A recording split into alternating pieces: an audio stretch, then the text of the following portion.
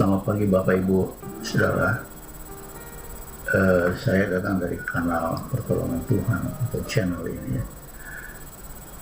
Saya akan menerbitkan terus video apa-apa yang saya saksikan dari Alkitab, bagaimana Yesus menolong murid-muridnya dan masyarakat luas pada waktu masih ada di tengah-tengah dunia.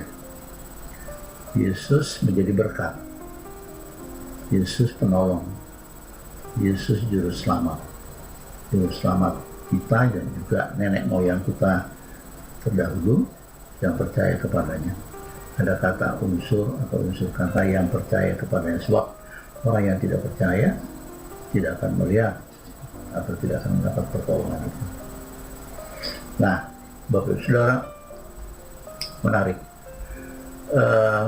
Pada tayangan ini akan saya share, akan saya sampaikan apa yang Tuhan katakan, bahwa tidak ada yang mustahil bagi orang percaya. Ini menarik. Sebenarnya apa yang diungkapkan oleh Yesus pada Markus 9 ayat 23 ini sangat menolong kita semuanya. Kita di akhir zaman terutama, yang mendapat banyak tekanan di dalam hidup keseharian kita dari dunia sekitar.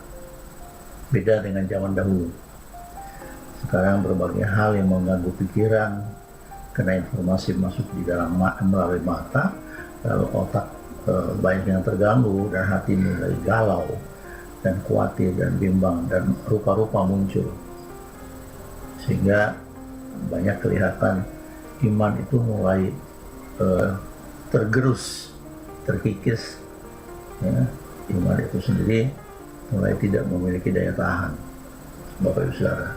Jadi kalau di dalam Markus 9 ayat 23 kasusnya adalah lantaran anak dari seorang ayah diganggu oleh roh-roh jahat, kemudian diserahkan kepada Yesus.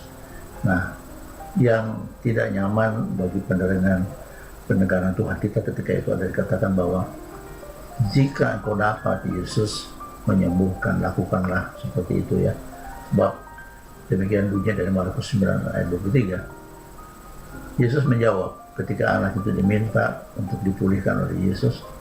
Yesus menjawab, katamu jika engkau dapat, karena didahului oleh ayah dari anak itu, jika engkau dapat sembuhkan, sembuhkanlah, seperti itu. Nah, ini sudah nyeleneh, ya. Berarti orang itu tidak kenal betul siapa Yesus. Lalu dijawab, apa katamu jika engkau dapat? Ya, heran Yesus. Lalu dijawab, tandas, tidak ada yang mustahil bagi orang yang percaya. Ini menarik. Berarti si bapak yang menyerahkan anaknya tadi kurang percaya, mungkin sama sekali tidak percaya. Nah, bagi kita sekarang yang sedang di akhir zaman, saya mengajak kita semua, percayalah, jangan tidak percaya, ya, karena tekanan-tekanan hidup di akhir zaman semakin membabi buta, semakin banyak yang tidak tahan akan tekanan ini, ya.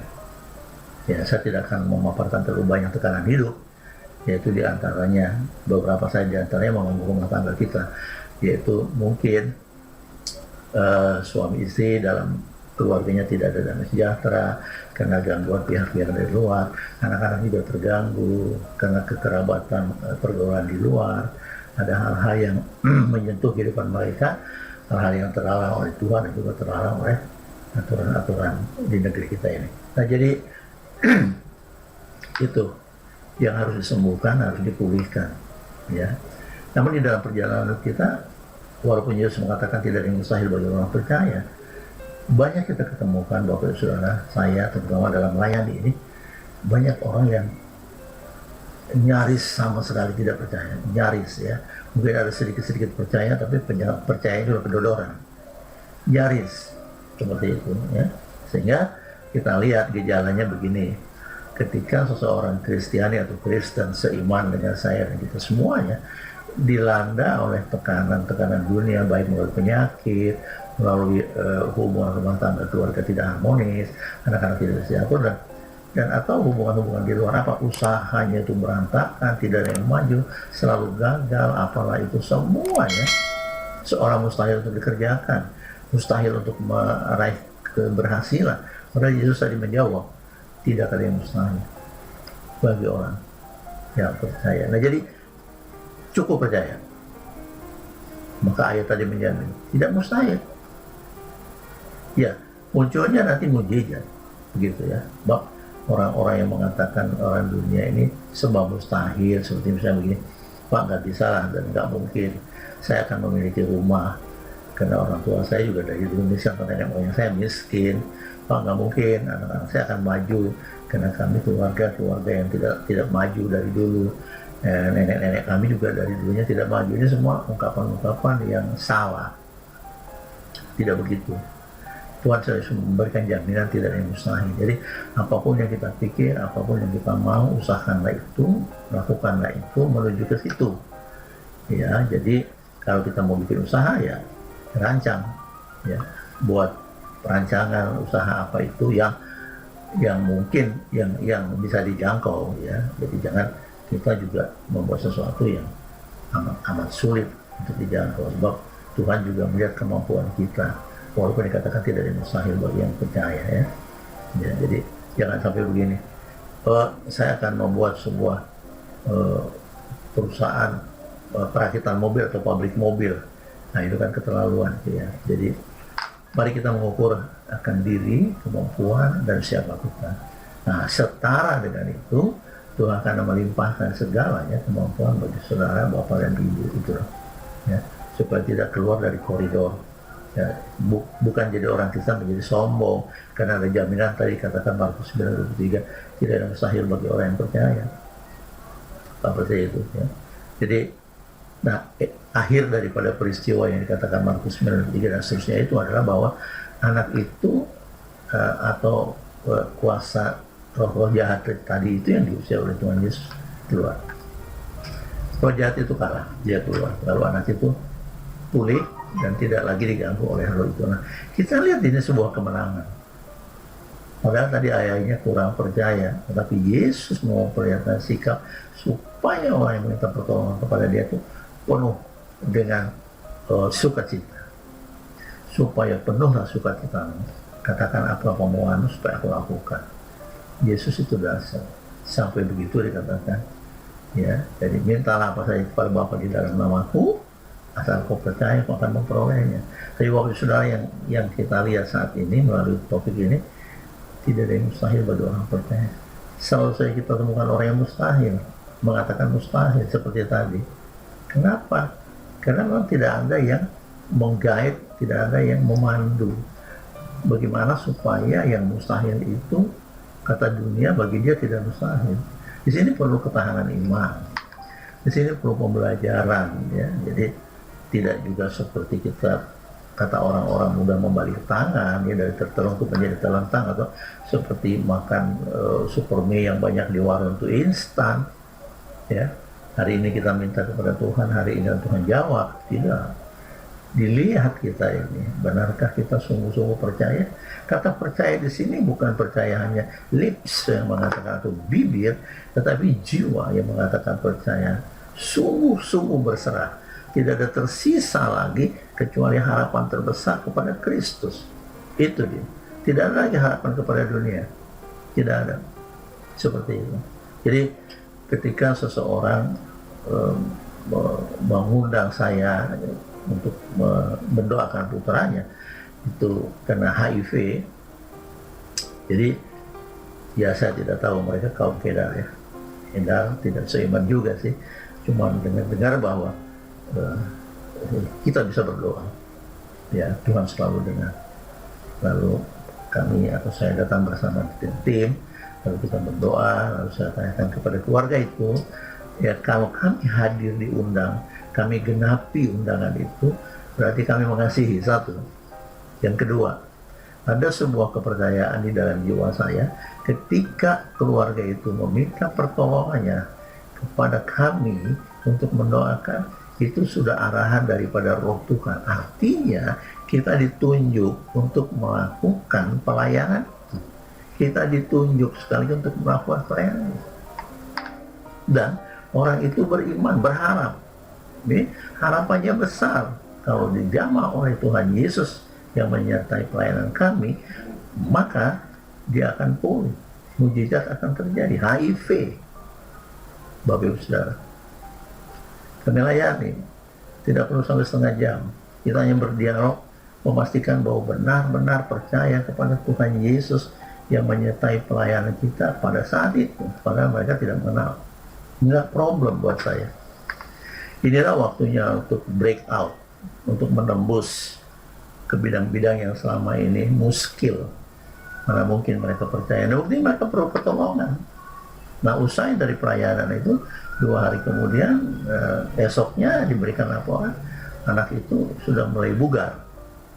Padahal tuduhan rumah sakit dihakimi bahwa tidak akan sampai 2 bulan lagi umur anak ini, anak pejaka ini. Namun Tuhan ya berkeinginan supaya orang yang berharap keluarga itu walaupun kedar, itu walaupun tidak mengenal Yesus, berharap ya. Tuhan itu berharap penuh sukacita. Dan benar, ketika itu anak dipulihkan, orang tuanya sukacita ya, berapi-api menyatakan terima kasih. Saya bilang berterima kasih kepada Tuhan, bukan kepada saya. Bapak Ibu Saudara, sebenarnya mustahil. Ketika itu beberapa tahun yang lalu, penyakit ini penyakit yang sangat meradang masyarakat dan tidak nyaman, bahkan memalukan. HIV, penurunan kekebalan. Nah, lalu Tuhan bertindak ya, menggenapi keinginannya. Dan Bapak Ibu Saudara, ini kita mau. Nah, bagaimana caranya kita sekarang melalui layar ini, sangat singkat kita akan bicara bagaimana supaya Tuhan Yesus berpihak kepada Bapak Ibu Saudara yang punya masalah. Itu kan masalah tadi. Nah, dia saja tidak mengenal, bahkan tidak pernah ke gereja karena berlainan iman, tapi Tuhan pulihkan supaya Tuhan tahu bahwa Yesus benar-benar juru selamat. Tidak peduli sukunya apa, apalah agamanya sedang dianut, tidak peduli. Dan Yesus bertindak sebagai juru selamat dunia. Ya, tidak berpihak kepada sebuah agama atau pemahaman, tidak. Semua manusia ciptaan Allah. Jadi perlu diselamatkan bagi mereka yang percaya. Bapak Saudara, nah sekarang kita tekankan di sini percaya.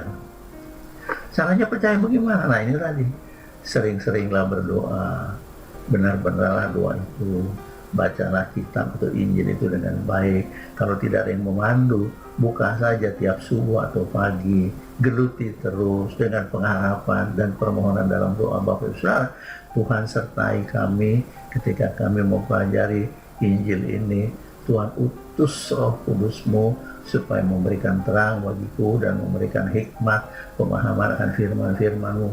Itu diminta. Ya, supaya jangan keliru. Jangan permintaan kita kepada benda-benda dunia saja. Jadi saya percaya ketika Bapak Ibu Saudara sudah mendengarkan video ini, lalu melakukan manuver perubahan arah ya, yang drastis, kita mau datang kepada Tuhan.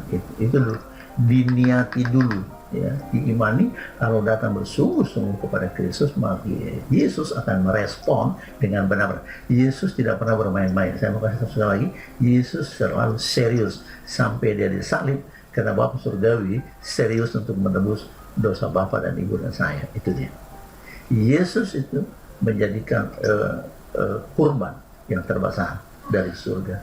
Serius, sungguh serius, supaya dosa Bapa dan saudara dan Ibu dan saya itu menjadi terhapus, diampuni segala kecurangan, segala kedegilan, segala dosa kita diampuni. Wow, buat saya ini sangat mahal. Oleh karena itu, mari kita hargai semua apa yang diajarkan. Dan ini kesaksian di Alkitab. Ketika yang terjadi tadi di Markus 9:23, lalu anak itu menjadi pulih karena setan itu takut. Ya, Yesus memiliki kuasa di surga dan di bumi. Nah, nggak mungkin setan, iblis sekalipun mundur. Ya, Bapak Saudara, itu ya tidak ada mustahil. Jadi kalau ada hal-hal di kehidupan saudara itu yang rumit ya, musim pandemi seperti ini, ambruk usahanya, ditutup, diberhentikan, apalah itu, sehingga mampet semuanya. Kan Kalau dipikir-pikir, semua sudut, semua pojok di negeri ini, bahkan di negara lain juga tertutup untuk mengembangkan usaha karena adanya protokol-protokol tadi yang syaratnya sangat tinggi. Tidak kita salahkan, ya, menjaga jangan sampai terpapar semua dengan virus itu tadi, tapi tetaplah minta pertolongan Yesus, ya, karena channel ini adalah channel pertolongan Tuhan. Saya percaya ketika Bapak Ibu Saudara dengan tekun meminta, harus tekun. Karena di 1 Tesalonika 5:17 dikatakan tetaplah berdoa, artinya tekunlah meminta, tekunlah menyembah, tekunlah memohon, dan tekunlah mengasihi Allah. Mintalah di dalam doa. Tidak ada yang mustahil. Itu sungguh dasar. Nah, oleh karena itu, walaupun pertemuan layar kaca ini sangat singkat, tetapi saya berharap ini akan menjadi rema, akan menjadi bekal bagi Bapak Ibu Saudara yang mungkin selama ini terlupakan atau karena tidak ada juga yang memandu, ya, seperti video seperti ini. Khotbah ketika sebelum zaman pandemi ini ada, itu selalu sampaikan setiap hari Sabat, nggak salah, itu sangat benar. Hanya saja mungkin selaku jemaat, ya, kurang tanggap atau abai terhadap pesan-pesan Tuhan melalui firman yang disampaikan hambanya, lalu kesehariannya tidak bertumbuh dengan subur, iman itu tidak teguh seperti itu, ya.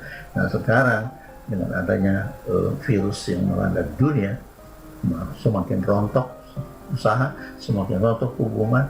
Ini kalau kita pantau di mana-mana sudah terjadi kekeliruan-kekeliruan, ya, pertentangan antar keluarga.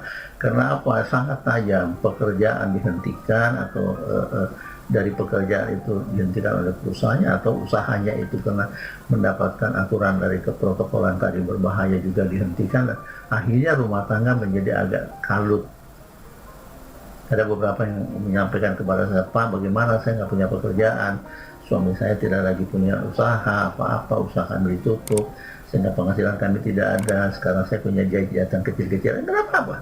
Kerjakan saja dengan iman percaya, mohon pertolongan. Nah, yang tidak sering dilakukan adalah memohon pertolongan. Doa kita tersendat-sendat, hanya memohon minta tentang harta-harta dunia yang kemilau, dunia ini yang selalu kita minta. Sedangkan kuasa Tuhan seperti tadi, ketidakmustahilan tadi tidak kita minta. Padahal kalau kita minta, Tuhan jadikan semuanya apa yang kami rencanakan ini berhasil, karena kami percaya kepadamu. Engkau berjanji tidak ada yang mustahil bagi kami jika kami percaya kepada Allah dan juga kepadamu. Padamu ada kuasa surga dan bumi, ya Allah, ya Tuhan Yesus. Nah, doa seperti itu, ya, mulai dibuat seperti itu. Nah, Bapak Ibu Saudara, sangat menyenangkan saya bisa menyampaikan pesan-pesan ini, walaupun hanya satu ayat tetapi penting. Mengapa Yesus mengatakan tidak ada yang mustahil bagi orang percaya? Di sini unsur yang penting ditekankan oleh Kristus itu kepada kita, dipesankan untuk percaya. Percaya itu yang penting, ya. Saya tidak akan membuka terlalu luas tentang apa itu percaya versi dunia dan apa itu percaya versi ilahi atau rohani, ya. Kita kalau percaya dunia sudah, Bapak Ibu percaya TV itu bagus, Bapak beli. Bapak percaya bahwa makanan impor itu bagus, Bapak beli. Bapak Ibu percaya dengan pakaian itu bagus, Bapak beli atau Ibu beli. Tetapi percaya kepada Tuhan, nah, mulai kita diam. Tidak berbondong-bondong orang datang kepada Kristus atau kepada Allah memohon supaya Roh Kudusnya dikirim supaya kita tetap tumbuh dalam percaya kepada-Nya, kepada Tuhan. Tidak. Yang kita minta, nah itu dia, ya, kurang tepat. Jadi mulai setelah melihat tayangan yang singkat ini, saya percaya Bapak Ibu mulai bertumbuh, ya. Walaupun demikian singkatnya, tapi bagaimanapun, karena yang penting Bapak Ibu pasti berpihak kepada Kristus, Tuhan penolong kita semuanya. Tuhanlah yang menolong hidup saudara dan saya. Nah, oleh karena itu saya akan memimpin doa untuk beberapa menit ke depan. Bapak Surgawi, terima kasih. Dan sebagian dari firman atau pengajaranmu telah kami sampaikan, Kau sampaikan di tengah-tengah kami menyimak, mampukan kami atau bantu atau tolong kami oleh Roh Kudus, supaya semua yang mendengarkan apa yang dipaparkan, apa yang diteraskan, apa yang disampaikan lewat layar video ini akan menjadikan kekuatan iman mereka dan kami semua percaya kepadamu. Sehingga dengan demikian tidak ada yang mustahil bagi kami. Selamanya Tuhan, kami percaya kepadamu, mampukan kami semuanya. semua pihak yang sedang mendengar menonton di sini. Dan kami percaya Engkau memberkati kami sampai kepada anak cucu kami di dalam Kristus. Kami beroleh kemenangan dalam setiap langkah hidup kami. Amin. Terima kasih, sampai ketemu pada video berikut. Jangan lupa untuk di subscribe, like, dan share. Tujuan subscribe adalah supaya besok memberikan lagi yang baru, maka akan ada notifikasi kepada Bapak Ibu bahwa ada lagi video yang baru. Tidak usah dicari-cari, datang dengan sendirinya. Thanks so much. Sampai ketemu pada video berikutnya. Tuhan Yesus memberkati.